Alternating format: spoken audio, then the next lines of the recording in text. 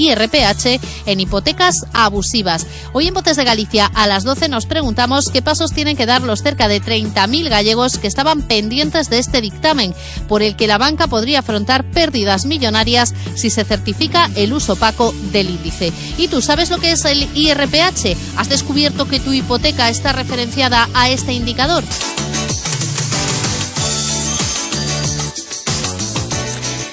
Pues les contamos de qué vamos a hablar en los próximos minutos. La verdad es que, en teoría, pues afecta a mucha más gente de la que ustedes se puedan imaginar, y vamos a tener ejemplos claros en este programa. El índice de referencia de préstamos hipotecarios, el ya famoso IRPH. Se trata de controlar que lo que cobran los bancos no sea abusivo. Es más, se acaba de abrir una puerta a que los jueces españoles estudien si las hipotecas referenciadas al IRPH fueron comercializadas de forma transparente o no. Decíamos que hay casos muy significativos que vamos a escuchar hoy. Una pareja hipotecada por 30 años a la que les llegó la primera pista que les extrañó, con los pagos que hacían mensuales tan distintos a otros conocidos que habían firmado en la misma época. Y como ellos dicen, no todos tenemos que comprenderlo todo, ni tenemos que entender lo que va incluido en la famosa letra pequeña.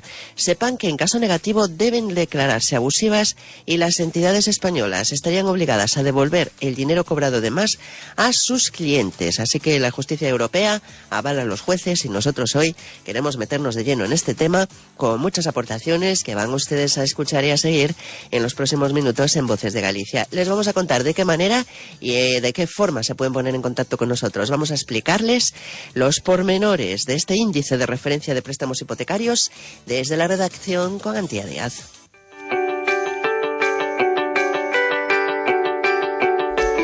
Cerca de 30.000 gallegos estaban esperando a que esta semana, ayer en concreto, el Tribunal de Justicia de la Unión Europea decidiese qué ocurre con el índice de referencia de préstamos hipotecarios, el famoso IRPH, famoso y polémico, y el uso que los bancos españoles hicieron de él para conseguir intereses más jugosos en los contratos de financiación suscritos con particulares. ¿Qué ha dicho el Tribunal? Pues que se debe sustituir en el caso de que se detecte que las hipotecas fueron abusivas. Le corresponde a los jueces españoles demostrar que el comportamiento de los bancos no fue el adecuado. Los bancos tendrán que demostrar que sí lo fue, y en el caso de que no se demuestre por parte de los bancos que todo ha sido transparente y pulcro, la justicia podría obligar a sustituir ese IRPH por otro índice, por ejemplo el Euribor, o incluso anular el contrato. Hay una cuestión que va a ser fundamental, que es la transparencia.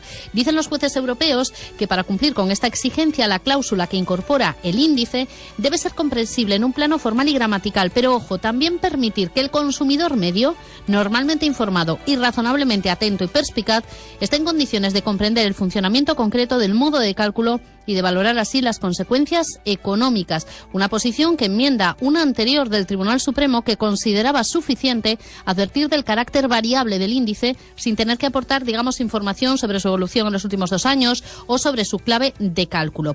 ¿Qué es lo que va a ocurrir a partir de ahora? La banca podría afrontar pérdidas millonarias si se certifica que hubo un uso opaco del índice, y de hecho ya se han presentado varias plataformas de afectados para presentar demandas. Los despachos de abogados especializados esperan también que efectivamente sea ahora cuando aquellos clientes que hayan descubierto que tienen este índice, o que ya lo supiesen pero que no sabían cómo tenían que actuar, empiezan a presentar demandas en este momento amparados por esta decisión del Tribunal de Justicia de la Unión Europea, que no dice que el índice en sí, digamos, sea ilegal. Lo que dice es que los jueces tendrán que analizar aquellas denuncias que se presenten para ver si en ese caso concreto hubo una actuación abusiva y por lo tanto el índice debe ser retirado.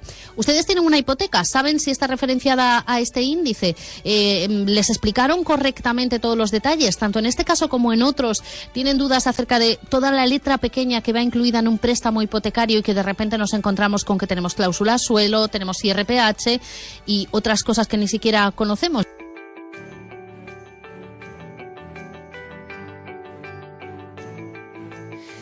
Ese es el planteamiento del tema. Vamos a tener, por supuesto, a muchos portavoces de distintas entidades que nos expliquen un poco las cosas, como por ejemplo José Luis Barral, entre otros, que va a ser quien abra hoy el programa. Es abogado de la terna. José Luis, buenos días. Enseguida hablamos con él, José Luis Barral, abogado de la Terna Abogados, como se pueden imaginar ustedes. Bueno, vamos a ver qué significa esto y sobre todo el trabajo que van a tener, porque hay un aluvión de demandas. Claro, José Luis, buenos días. Efectivamente, perdona, Eva, no, que estaba comentando que, bueno, hay abogados que llevan mucho tiempo en esta lucha y que lo que dicen es que se van a iniciar reclamaciones, que entienden que se van a iniciar porque el IRPH, hay que recordar que es el segundo índice más utilizado en España para calcular el tipo de interés de las hipotecas. Esto puede suponer un perjuicio medio, calculan algunos expertos, de 18.000 euros para una hipoteca, por ejemplo, de 150.000 euros a 25 años. Bueno, pues ahora sí, José Luis Barral, buenos días. Buenos días. Imaginamos que ustedes ya tienen pues todo previsto para ese aluvión o avalancha de demandas. Sí, ya hace un tiempo que estamos esperando esta sentencia y como confirma nuestros mejores augurios, pues está todo previsto. Uh-huh. Bueno, ¿cómo podemos entender que realmente se necesite todo este camino, por decirlo de alguna forma, para que la justicia europea se dé cuenta de que las cosas no se estaban haciendo como tendrían que hacerse, José Luis? Realmente lo que nos tendríamos que preguntar es por qué tenemos que acudir a la justicia europea. También. Siempre, absolutamente, en todas las ocasiones que estamos hablando de procedimientos judiciales contra entidades financieras, para que enmiende la plana a nuestro Tribunal Supremo. Porque pasó con cláusula suelo, pasa con IRPH y lo que sucede es que se prolonga y se alarga en el tiempo el camino de que los consumidores o que tienen los consumidores para recuperar una cantidad de dinero que se le ha privado de ella. Bueno, por supuesto, vamos a tener a representantes también, incluso al portavoz de la Asociación Española de Banca, que en definitiva pues son los que se ponen un poco en el punto informativo más destacado, porque se trata de controlar que efectivamente lo que cobran no sea abusivo. Claro, lo que confirma la sentencia del Tribunal de Justicia de la Unión Europea es que esa cláusula, ese IRPH, tiene que someterse al doble control de transparencia. No es solamente que la cláusula sea clara y comprensible, es decir, una mera lectura podamos entenderla, sino entender y que el consumidor entienda el correcto funcionamiento del cálculo. Y ese es el matiz. Ese es el matiz que no se hizo en cláusula suelo y no se hizo en RPH, en la comercialización de los préstamos hipotecarios. Es que además encima están las cláusulas suelo y este índice que, como vamos a escuchar en algunos casos, dicen que hasta bingo, que le tocaron las dos, ¿no? Claro, hay gente que tiene... el índice de referencia no tiene por qué ser lo mismo, de hecho no es lo mismo que una cláusula, la delimitación de tipo de interés. Pueden tener IRPH y tener cláusula suelo. Y esto es el peor de los escenarios en un préstamo hipotecario. Sí, pues nos van a contar enseguida gente que es víctima de ambas. Para que entendamos exactamente este índice de referencia, ¿cuáles son los baremos que se tienen en cuenta y cómo pues es posible que vaya en esa letra pequeña que no entendamos cuando firmamos una hipoteca? Vamos a ver, el IRPH es un índice de referencia de préstamos hipotecarios y se calcula por una media de tipos de interés medios ponderados en los préstamos hipotecarios de plazo igual a superior a 3 años. Esto es un rollo. Este es un índice que se establecía o que se decía que era más, entre comillas, estable, que era menos, que no fluctuaba tanto como el Euribor. ¿Qué sucedió? Que después el Euribor comienza a bajar y el IRPH en esa estabilidad, porque es un índice medio, se queda bloqueado.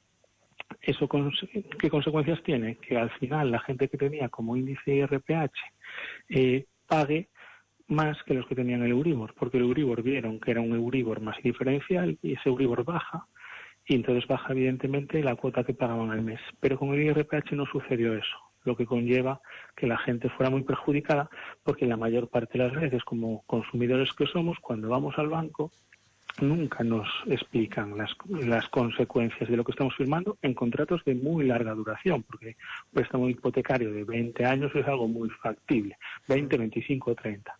Y ese es el problema, que esos índices empezaron a saltar con toda la problemática bancaria y ahora vemos que las consecuencias nocivas que han tenido para los consumidores. Bueno, los clientes pueden llegar a pagar hasta 2.000 euros más al año, que se dice pronto con este tipo de interés, pero si le parece esto oportuno, vamos hasta la redacción. Empiezan a llegar ya mensajes de oyentes, Antía. Sí, mensajes autocríticos también, con nosotros mismos como ciudadanos y consumidores. Dice un oyente, nadie lee la letra pequeña, ni siquiera en los contratos de trabajo. Es tan larga que tendrías que llevártelo a casa. Y además con términos que tienes que leer la frase varias veces para entenderla. A veces ni los profesionales se ponen de acuerdo en el significado. ¿Cómo pretenden que sepamos lo que firmamos los ciudadanos de a pie? Y dice también, solo vemos que la letra la podamos pagar. El importe de la letra que lo podamos pagar. Claro, lo que sucede es que nosotros como consumidores no tenemos por qué saber de todo. Por lo tanto, cuando tenemos una situación de desequilibrio con el banco es un profesional y es él el que nos tiene que explicar todos los puntos de un préstamo hipotecario, todos, hasta que estemos totalmente convencidos y informados de todo lo que firmamos. Nosotros tenemos que ser consumidores críticos, estoy de acuerdo, pero lo que no podemos es asumir culpas que no nos corresponden. Es el banco el que tiene que informar, y si nosotros nos tenemos que llevar un préstamo hipotecario y asesorarnos con carácter previo a la firma, lo tendremos que hacer. Pero el banco lo que siempre nos decía es, vas a pagar X, lo que nos ocultaba es que ese X podía tener una limitación al tipo de interés, o que el índice de referencia pues podía no ser tan transparente como nos querían hacer creer. Entonces, nosotros tenemos que ser consumidores críticos, efectivamente. ¿Tenemos la culpa como consumidores de todo esto lo que está pasando? No, sin duda que no. Lo bueno sería ahora saber qué va a pasar a partir de ahora. Hablábamos al principio de un montón de demandas. Los que nos están escuchando, muchos de ellos, claro, ya saben porque ya estaban pendientes de esto precisamente, pero a lo mejor le coge de sorpresa a más gente que se pone ahora a mirar pues todo lo que tiene firmado. Desde ese punto de vista, ¿cuáles son los pasos y las esperanzas que les podemos dar? Vamos a ver, lo primero que tenemos que hacer todos aquellos que tengamos hipoteca, si no lo hemos hecho ya, es revisar bien la hipoteca. Ver el índice de referencia que tiene nuestra hipoteca, si es Euribor o si es IRPH, y además, si además esta hipoteca tiene algún tipo de limitación a ese índice, a lo que es la cláusula suelo. Bien, si tenemos un índice referenciado, una hipoteca, referenciada a IRPH, lo primero que tenemos que acudir es a alguien que nos asesore, para que nos diga qué podemos hacer. ¿Pero qué podríamos hacer? Podemos demandar que esa cláusula, tenemos que ver todos los documentos que hemos formalizado en su día del banco, porque el banco tenía unas obligaciones. Tenemos que ver si las ha cumplido, si tenemos una oferta vinculante, si en definitiva ha desplegado todo el deber de diligencia como entidad profesional que es. Si no lo ha hecho, nosotros podríamos solicitar la nulidad de esa cláusula.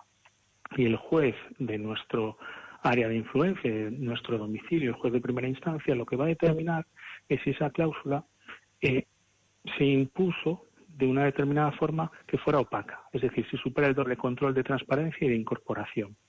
Si considera que no, lo que vamos a tener es una sentencia que diga que ese índice no es correcto, y vamos a ver los efectos económicos de esa sentencia, que sería la devolución del dinero que hemos pagado de más por la aplicación de un índice que es nulo. Esos serían los pasos a seguir. En primer lugar, asesorarse, siempre, de las funciones, de las posibilidades que podemos tener. Bueno, después de este asesoramiento volvemos otra vez a la redacción. Antía, ¿más mensajes? Sí, tenemos mensajes. Bueno, uno ha quedado respondido porque decía un oyente, yo tengo una hipoteca pero no tengo ni idea de qué es el IRPH. Bueno, la recomendación es que la revise, evidentemente. Claro. Y dice, porque... Claro, perdón. Sí, diga. No, que es un índice, el IRPH se ve muy bien cuando en las hipotecas vemos qué tipo de...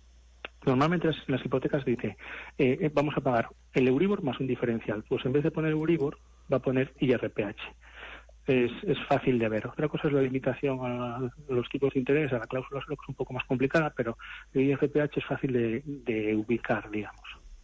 Bueno, y otro oyente que dice, hay veces que el profesional te lo explica de manera que lo entiendas, pero ¿cómo sabes que lo que firmas es así? Si te llevas el contrato a leer a casa, estás demostrando una desconfianza con la empresa. Bueno, en este caso estás refiriendo a un contrato de trabajo, y al final firmas, dice lo que te ponen delante. Bien, pero es que nosotros tenemos que partir de la base de que a día de hoy las entidades financieras lo que tienen son profesionales, evidentemente, y buenos profesionales, pero que tienen una finalidad de comercialización de un producto. que es una hipoteca, por poner este ejemplo. Por lo tanto, nosotros cuando vamos a comprar algo y un comercial nos explica las bondades del producto, muchas veces sabemos que nos está explicando lo bueno, lo bonito. Entonces nosotros tenemos que asesorarnos con profesionales independientes que nada tengan que ver con la comercialización de ese producto. Hay asociaciones de consumidores, hay abogados, hay muchos profesionales que nos pueden ayudar. Que nos diga si lo que nos está diciendo ese profesional / comercializador del producto es cierto. Y si tenemos dudas, exponerlas. No podemos firmar un contrato de 20 años por lo que nos diga el comercial de la entidad financiera. Uh-huh.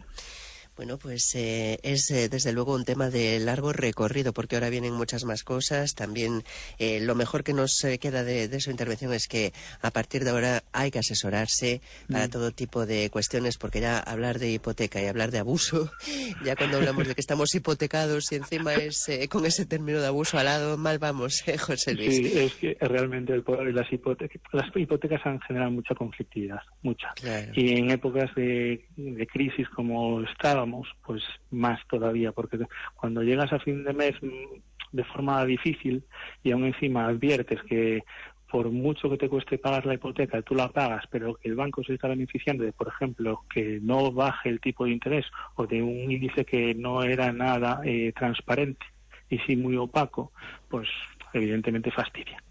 Uh-huh.